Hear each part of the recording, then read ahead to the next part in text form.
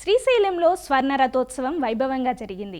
ఆరుద్ర నక్షత్రం సందర్భంగా వేకువజామున శ్రీ మల్లికార్జున స్వామికి మహాన్యాసపూర్వక ఏకాదశ రుద్రాభిషేకం, అన్నాభిషేకం నిర్వహించారు. అనంతరం స్వర్ణ రథంలో స్వామివార్లను అధిష్ఠింపజేసి ప్రత్యేక పూజలు చేసి కర్పూర హారతులు సమర్పించారు.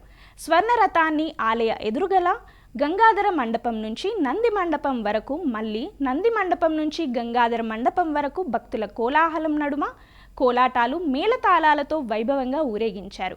కార్యక్రమంలో ఆలయ సహాయ కార్యనిర్వహణ అధికారి వెంకటేశ్వరరావు, వందలాది మంది భక్తులు పాల్గొన్నారు.